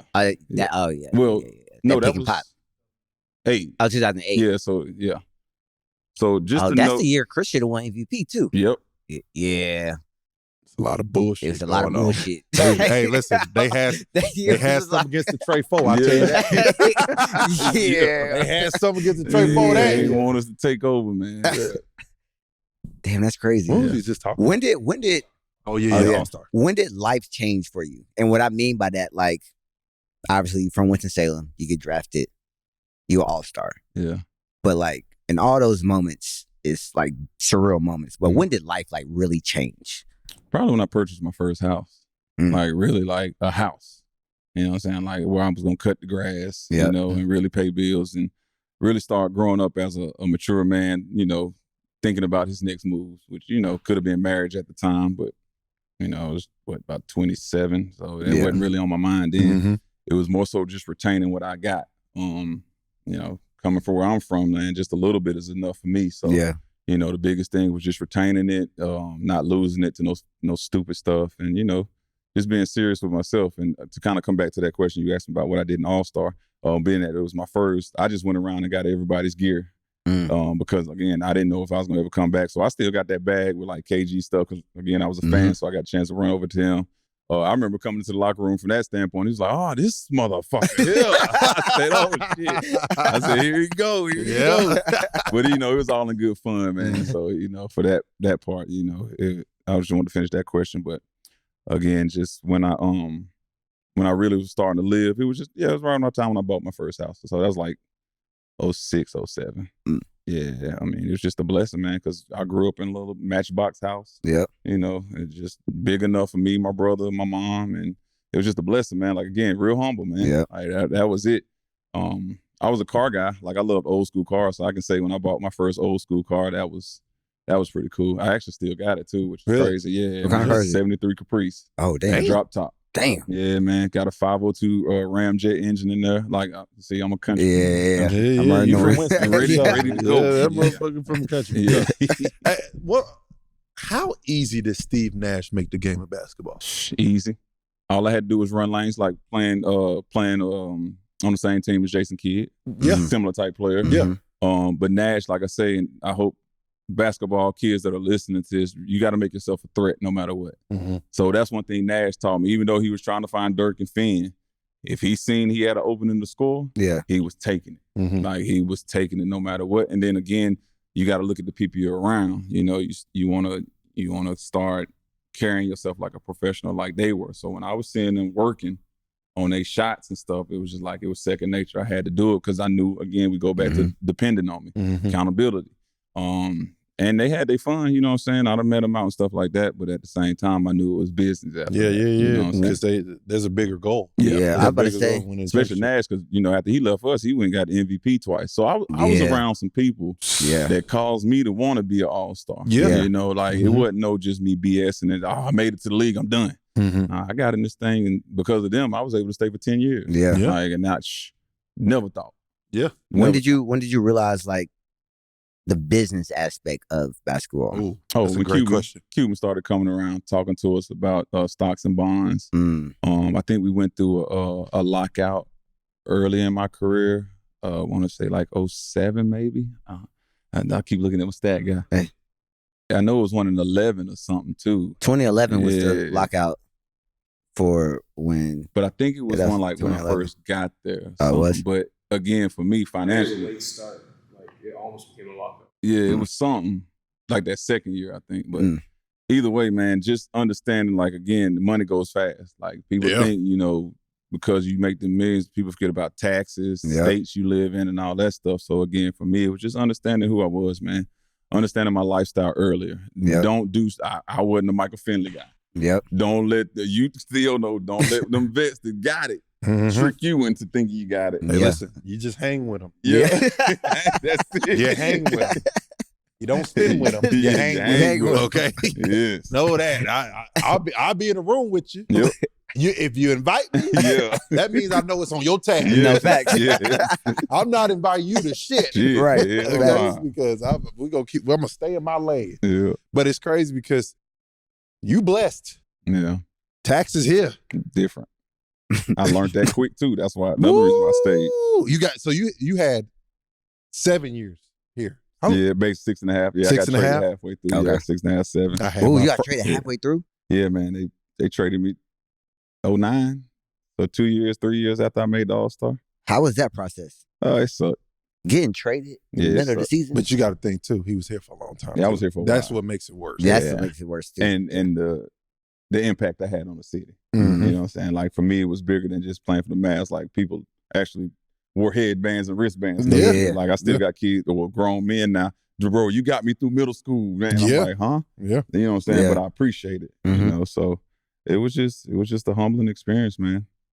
So who you got traded to? Washington Wizards. 2006 NBA Finals. Oh, we tripping. Bro. We got to talk about that. Against the Heat. Oh, okay. Let's go. Oh, come on, Man, baby. we got Yeah. So Hey, nah, you good. Damn. I ain't gonna hold you. We was talking about money. Yeah, And then he had all-star, 6 yeah. years in the fucking Dallas. Yeah. That man blessed. I had 3 years in New York. That shit still hurt me. Fuck. Yeah. But 06, Man. listen, you're a competitor. Yes. You over here fixing your pants, shoes, all types of shit. It's still bro. PTSD for you right Yeah, now. man. What the that fuck was tough. happened? Man, We got to get straight to the point. Shout out straight to the Baja. Yeah. What happened? I mean, well, first off, let's go ahead and give hats off to Miami. Yeah. Because that was something that they did. I don't think nobody done. I think Portland did it to somebody back in the 70s, something like that, but hadn't been done in a while. So hats off to them. Dwayne Wade had a great shooting career, great free throw shooting career. Yes. My fault. Did I say that? I'm sorry. He had a great one. Shout out D Wade and Shaq and all those guys, man, for real. But we imploded. Yeah. You know, When did it change? Because in hindsight, listen, we know there's always a moment that you feel it unraveling. Well, me and Daryl Armstrong always talk about it when we was up 14 in the third quarter in game 3. And it just ended. But I think they was going on a run. And I never forget, and DA to this day, if y'all ever get Daryl Armstrong, he'll tell you, I jumped up out the huddle because like how we sitting, I'm just looking at everybody like, what the fuck? Like, why y'all looking like we finna lose this shit? Like, we up 2-0. Yeah. And I'm like, what I just said, I'm saying that. I'm like, man, what the fuck? Like, y'all motherfuckers, And we at home. what y'all doing? Yeah. Man, we break the huddle, man, and I just couldn't see the spark no more. Like, I didn't see the spark that we had in those first 2 wins. Also, hats off to coach over there because the defensive scheme they did on Dirk, it just worked to perfection as far as keeping them away from that elbow and being aggressive. UD did a hell of a job being them up, man. Yeah. James Posey, like I would say their role players really stepped up in key moments. Gary Payton did a great job against Jet. Antoine Walker, who was my teammate 2 years prior. 3 years prior, got over there and was able to knock down some threes. Jason Williams, man. I mean, they had a savvy veteran group, and we were young. Yeah. You know what I'm saying? So I think from that standpoint, the experience took over. And that's where the imploding came. Instead of getting up and punching back, like what I was used to doing from them days on the playground. Yep. I didn't have nobody punching back with me, you know, and my boy Stackhouse was. It was a couple that was punching, but just at the end of the day, the overall not just being able to push through that initial slump, it killed us, man. I mean, we had opportunities when we came back to Dallas, but I think the way the series was set up too, consciously, and this first time I'm saying this out loud, I thought we was going to be like 1-1, 2, or however it was. I didn't know it was going to be 2 or 4, then whatever that last game. Like I didn't know that format. Yeah, you know that's what I'm saying? fucking stupid. And I'm not saying that's the reason why we lost, but shit, if I'd have known it like consciously, I would have approached it differently. You know what I'm saying? So I mean, it was definitely tough, but I can honestly say it made me a stronger man mentally. Yeah. Because the next year we came back and we broke, I think we got the 5th or 6th best record all time in the NBA. Mm-hmm. So to be able to lose in the NBA Finals and turn around and do what we did and then get smacked by Golden State, which hands down, they did it to us. My goodness. But it was the first time of one loss to an 8 in years too. So those 2 times in my life were definitely trying times when it came to the confidence of basketball. But I didn't let it stop me. Yeah, and so the Golden State year would have been your what year here? That was your fourth year? That would have been my 4th year, I think. 4th year here? Yeah. Okay. Yeah. Because you wonder, and like I said, you know how the league is now. Because when things happen, people start panicking. Yeah. You know what I'm saying? Like, that Golden State team, nobody's seen somebody play like that. It was crazy. Ever. Yes. First of all, how loud was it in Oracle? Oracle was rocking. Like, shit. I mean, it was. I'll never forget that series. Yeah. It was crazy. It was crazy, bro. I mean, they were supporting their their team, bro. Like, they was there early. Like, if we was getting up to shoot around, it was people there early already taunting us. Man. Like, they already made it a big deal that we was finna lose. And it was a little beef between Nelly and, if I'm not mistaken, Cuban. At the time with some money. I don't know, but it was something going on. It was beefing, man. But that didn't help it. You know what I'm saying? It made the rivalry fun. But, you know, for me, it was about winning because I wanted to get back to where we were, you know, just, a year ago. Yeah. So, like I said, hats off to them guys, BD, Steven Jack. I mean, boys, they came to play, man. Yeah, and they had super. our former coach. So, you know what I'm saying? Nelly knew, you know, Dirk's weaknesses. You know what I'm saying? So, again, you know, we kind of got out coached. Not saying that Avery didn't coach his ass off because he definitely did. We just, you know, certain situations we just got out coached. Gotcha. No, hey, listen, those things you just learn from. Yeah. Especially, it got to be tough being that close. Hey, man. Yeah, but then now the way I combat that is understanding that not too many people get to that point. No, for sure. You know what I'm saying? For So for me, I look at it once I have my coming to Jesus moments like, shit, I done did something. Ain't nobody A lot of people can't say they did. Yeah. And the thing is, that run, you'll never forget. Never forget. You know what I'm saying? Because people don't understand how taxing the playoffs is. Boy. What we call it, third season? It literally season. is. So preseason, regular season, third season. You played 10 years. How many times you go to the playoffs? We didn't go to DC years. We didn't go to them 2. So 8, because we went, and then I didn't go in Minnesota. So 7. Damn. Yeah, because I tore my ACL my last year in Minnesota, and then I played G League in San Antonio. Well, it was Austin. So I would say 6. What was your stat line your last game in the league? Shoot, I don't even remember. But my overall stat dropped because I was averaging like 15, almost 16 a game, and I think it dropped down to like 14. Yeah, so I didn't. Yeah, because those who know, I was a slasher. Like, so once I had that first knee surgery, I did convert into shooting a little bit more, but I still had the love to drive to the basket, but my lift wasn't like how it used to be. And when I tore that second one, boy, I was like, man, let me sit my old ass down. ain't no more jumping, dunking. Let me go be this dad, you know, this entrepreneur. Like, just you know, be serious about it. For sure. Yeah, hey, look, man, last game I had. Yeah, I can't even remember my triple dub. Yeah, see, that's nice. Right there. Triple dub. Oh, I know mine wasn't triple dub. Check my last game and then come talk to me. Man. That's crazy. That's cool. Now you transitioning into, you know, retirement and all that. Yeah. Now you're a coach. Yeah. Let's talk about the transfer portal. Like, before we start there, we had a conversation on our show the other day. The transition of becoming a well-known basketball player to being like everybody else. I'm gonna blow Joe. How was that transition for you? And how did you get through that? It was cool. You know, like, again, being conscious of who I was, I knew I had to get acclimated with just, you know, waking up at 9 o'clock, not having shit to do. Yeah. You know, like being honest with myself, like, all right, I don't have to do nothing, but not thinking that it could get taxing or depressed. Yeah. Like, a lot of people won't admit it, but shit, I was depressed for 2 years. From 14 to 16. And I still had workouts. I had a workout with Sacramento one year and New Orleans. So I still was active. Gotcha. But, you know, I just, the love wasn't there. So just thinking about it from that standpoint, understanding that, you know, it was time to stop. Like, that was it. You know, I really never beat myself up about it because mentally I knew it was time. So that was it. Yeah. What was some of the, like, how did you cope with like the whole change and stuff like that? Find new hobbies or whatever the case may be? Well, I think for me, I started going out a little bit more because I didn't understand what I was going through depression-wise. So I thought like going to the clubs, being out more was helping me, but it was hurting me. So, and I was staying away from basketball. I stopped doing, I like dropped it. Like I wasn't doing nothing. So in those 2 years, I was really, just, getting acclimated to, like I said, just waking up at 9 a.m., being a dad again, because basketball will take you away from that. But in 16, I referenced that because that's when my grandma passed. Okay. And that's when, I started thinking about, other people, like what can I do to give back to people? So, of course, my foundation had already been running, the Josh Howard Foundation. But I decided to, start working out kids. But I didn't think of it as being something serious. I just wanted to give kids an opportunity to, get some training from a guy like myself. And then I just messed around and fell into coaching at the university, Piedmont International, but now it's called Carolina University in Winston. It's a Bible school.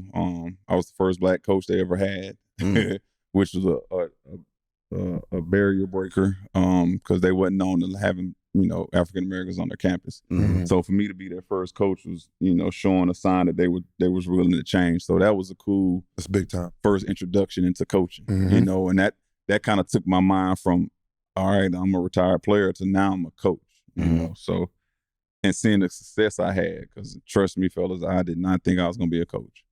Like that was not in my pedigree. So, just doing it and mimicking good coaches that I knew and things that helped me throughout my career. So once I started seeing that I was being successful and I could coach a kid up that definitely wasn't a D2 kid, but I could coach him up and we won some big games at that Christian school. I know we played Winston State.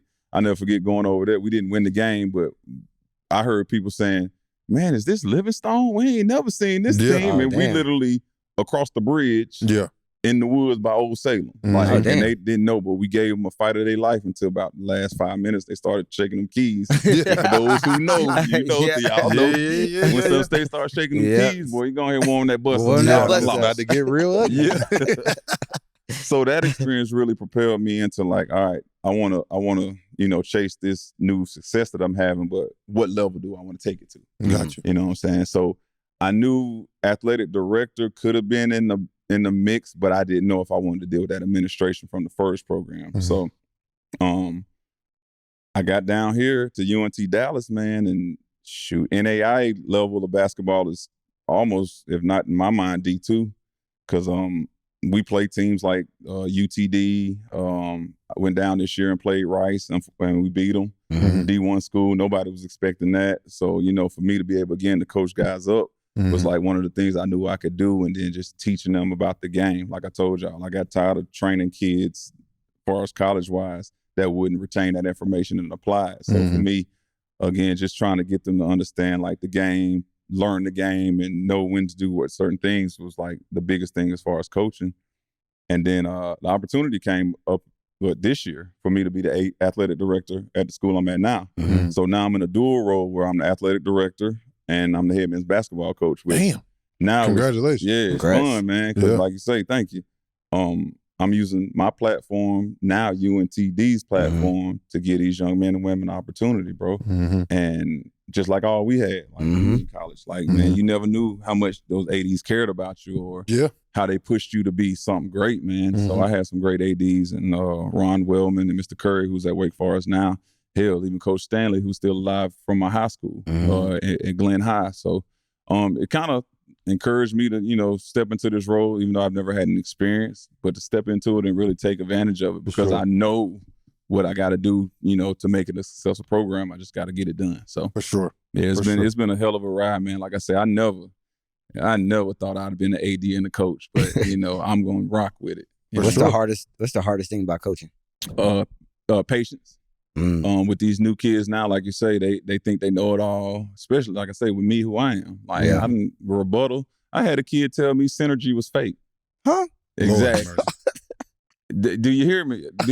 Camera people that's in the world, man, he told me synergy was fake. His numbers was wrong, and I should give him more minutes because of what he does in practice.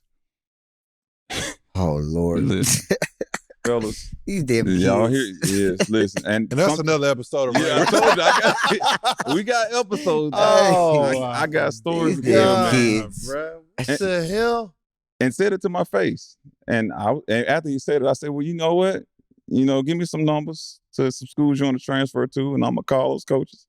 And I'm going to tell them you got a player that wants to come there, but I'm going to tell them the truth about you. Yeah. You know what I'm saying? I ain't going to sugarcoat it. I ain't going to make it seem like, you better than what you are, because at the end of the day, my name's on the line. And that means a lot to me as far as like being an AD and stuff like. So, kids like that, I try to steer from, but I still try to coach them up. I still try to be as best I can to them. But some kids like that, you can't reach, bro. For sure. Yeah, for sure. So. No, it has to be tough now. Do you have any, do you want to go to a bigger school, or do you have any aspirations to do that? It depends. Right fit. Again, back to the family, man. I got a 16-year-old son that's coming through the ranks right now. Got you. Quiet as kept. Nobody's pulled the trigger on him. He's a lefty. Shitty me. Yeah. Like watching him play again is me all over again. Do everything good, but not one thing great. And for me, it's just like, son, somebody gonna get you. Yeah. A lot of the prep schools around here want him. They don't want him to go back for his senior year of high school, which he wants to. I'm not pushing the limit. Like, I want him to enjoy. Yeah. Yeah. This time of his life. And I think that's the part that I remember I had. So the aspirations to, be a D1 coach or anything like that, no. But if it happens, you know, if it happens, can I, dictate where it's at? I would love to. I want to be close, to here, so I can be to my kids. Yeah. But if it's somewhere far, then I probably won't do it just because. Makes sense. Yeah, man. That time that I spent in the league that I missed from my kids, that was something I vowed to get back when I stopped. For sure. So that's like my personal vow. How is it like being a dad with a kid that's coming through the ranks? It's fun as hell, bro. Like, trust me, even with the political part. Yeah. Other dads like myself, they kids, bad, they can play, but it's like, man, this is just a part of the game, So for me, seeing him is the part that I love, like seeing him having the joy for the game, and not just out there because dad played. Right. Like, shit, he out there making a name for himself. Like, I told him, don't wear number 5, man. Go figure out you a number to wear, bro. So he wear a little ugly ass 12. The 12's a cool number for the guys who wear him, but I thought he was going to be more original with it. You know what I'm saying? But, I'll rock with him. That's the number he want. That's what we're going to go with. And, like I say, encouraging him to be better than me. That's what it's all about. Yeah, for sure. Yeah, for sure. Y'all got anything else? He played against both, and we were talking about this earlier. Huh? Who's better, Tim Duncan or Kobe Bryant? Played against both. That's a game. Tim Duncan or Kobe Bryant. I mean, of course, I got to be partial to Timmy because he went to Wake. But if I had to be a betting man and had to put some money down, I'm gonna go Kobe. Just because the game winners, all that type stuff. Not taking it away from Timmy, because Timmy definitely is a Hall of Famer, All-Star, all that. But that's the fundamental. Yeah, Kobe, man. That's just. You retired what year? 14. You saw the young Bron. Oh yeah, seen the young Bron. Was he real? Yeah, he was real. But the scout report was step back and let him shoot. Yeah. Hey man, shoot that jump shot. Yeah, shoot that thing over there. Yeah. But he was, regardless, he was still getting his numbers. When he revved that engine, get to that goal? Over. Full head of steam. I remember I got Sagana drop dunk one time trying to steal the ball. My fault, Ghana.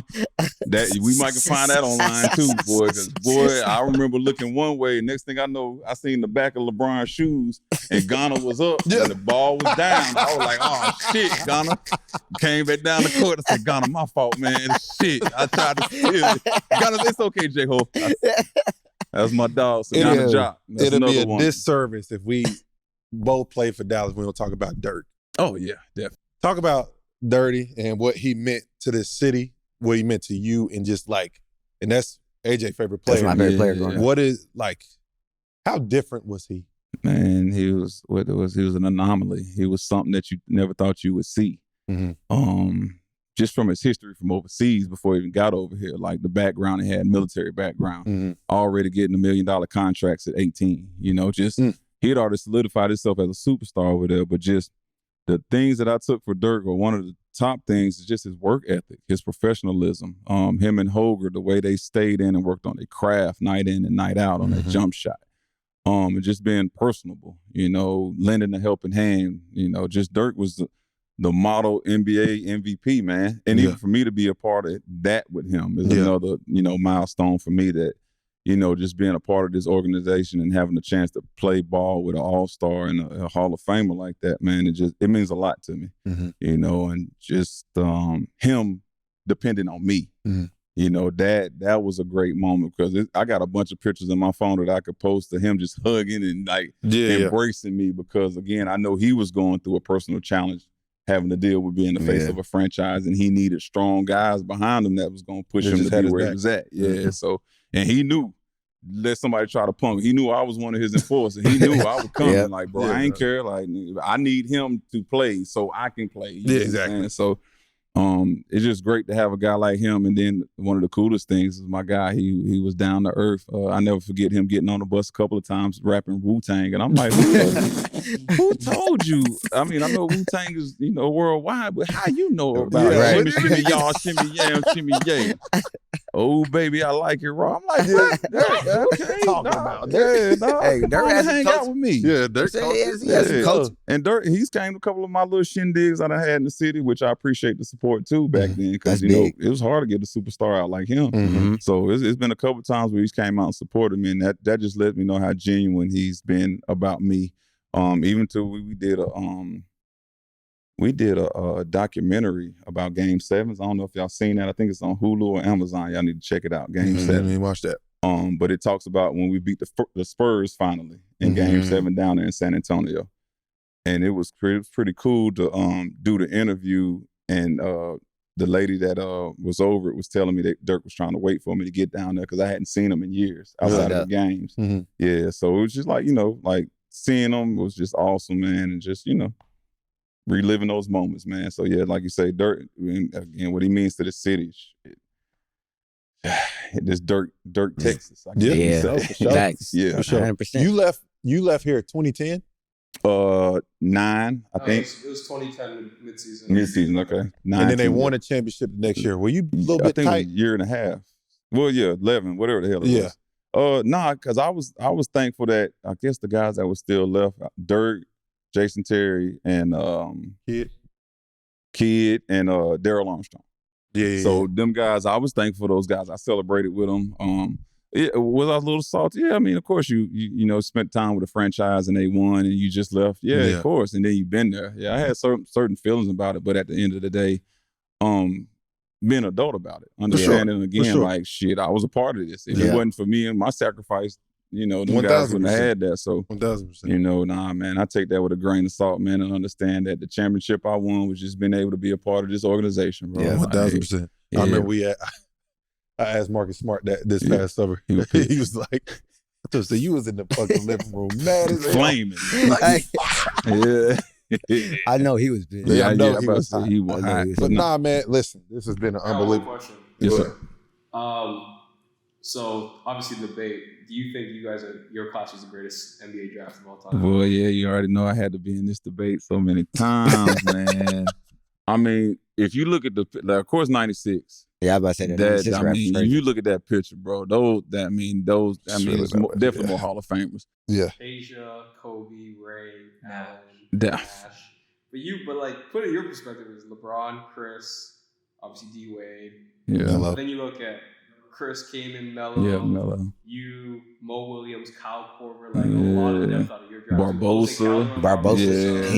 Boris Diaw. If we take, let's say we got an NBA squad on both teams, who wins? Yeah. You take the best.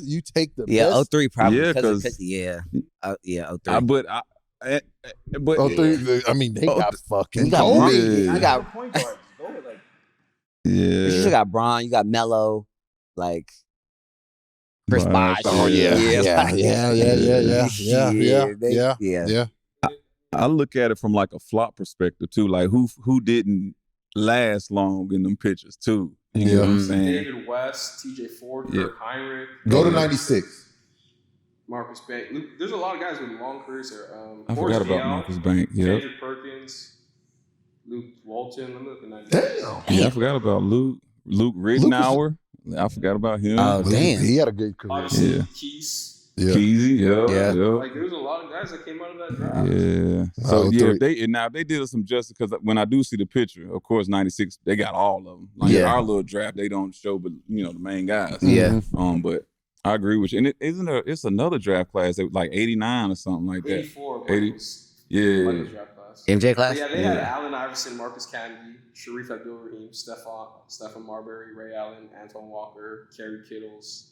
Damn. Yeah, that's Kobe, Asia, Steve, J.O., Zadrunas Ilgauskas, Derek Fisher. So they had a lot of guys too. It would have been a hell of a game. Yeah. It definitely would be a hell of a game. Yeah, like we can't even say who would win that. No, that was, it's a lot of guys. But you riding with your team?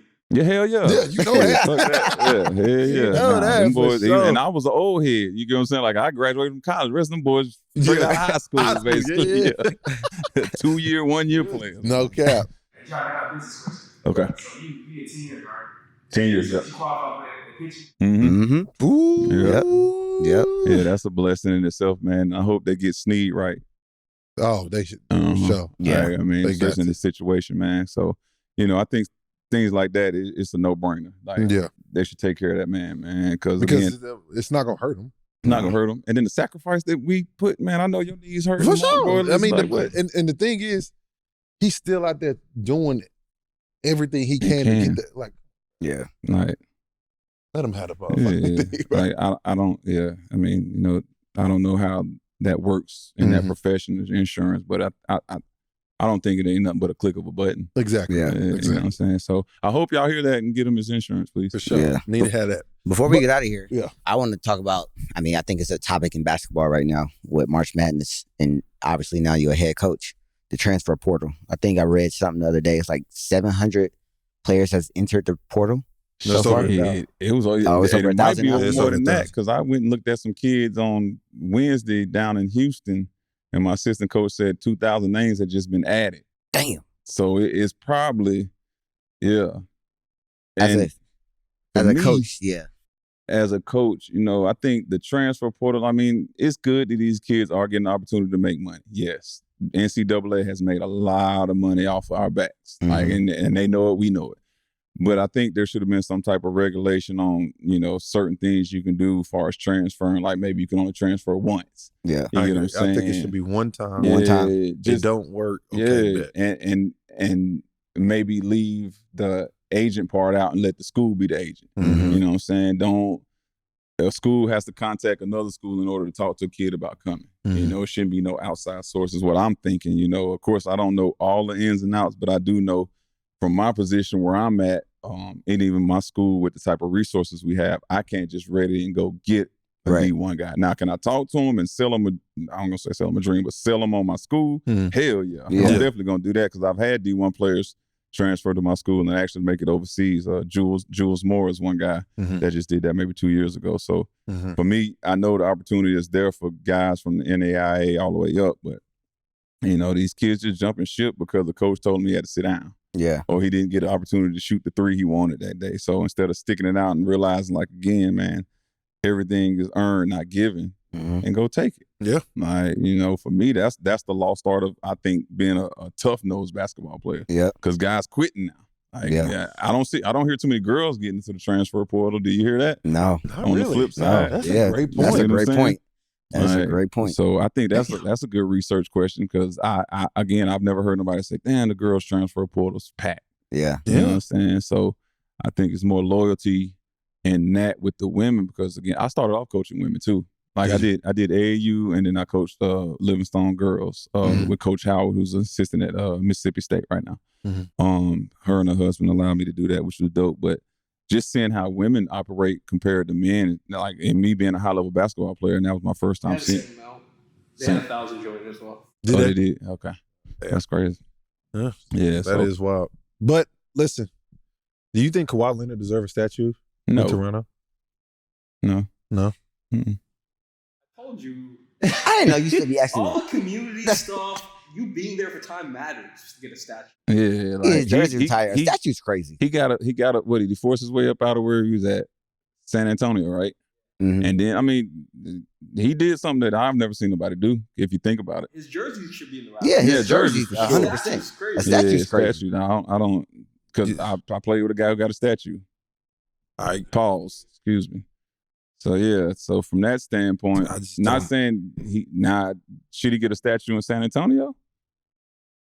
No, hell no. Because he don't compare to what Timmy, Tony, and Ginobili did. Why on that team that you guys beat when you guys beat them? Nah. No, this is 2007. Yeah, but he came that next year with a vengeance. I think I was gone then, so I ain't to worry about chasing his ass. I was like, bye. Matter of fact, I was on the G League team. That's when I met Kawhi. Because that's when he was killing. Yeah, so 14, I think he came like, 12 or something like that? Yeah, so I ain't had to worry about chasing his ass.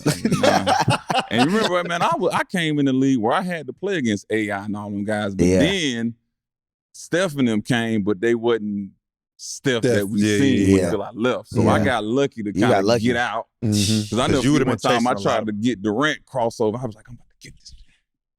I was like, oh. Okay, yeah, coach. Yeah, man, it's time. It's about time. It's time. That'll do it. I done did it. So, that'll do it.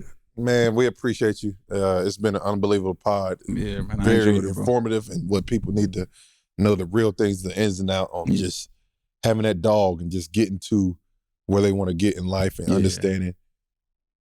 Even for pros now that play the game, they're NBA players, understanding. Work on what you want to do after basketball now. Yeah. Because when you're done, it's over. People ain't calling you no more. It come quick. And it happens, and you have to make a play. Yeah. And you can go either way. Either way. And it gets tough. Yeah, but be assertive with it. I'm for sure. real. Because again, you can take a time off. Don't take too much time. Don't take too much time. Behind that 8 ball for real. For real. Hey, when your name's hot, you better take advantage. Take advantage. But we appreciate it, man. AJ, welcome back, brother. And y'all already know that's another episode of Run Your Race with my boy AJ Richardson. DraftKings, we appreciate you. Y'all keep supporting us too. And we out. Peace. Oh yeah, shout out to Thad with the crib. I mean, goddamn. I mean, that shit crazy. But we out of here. I ain't even this is back and I've been living here.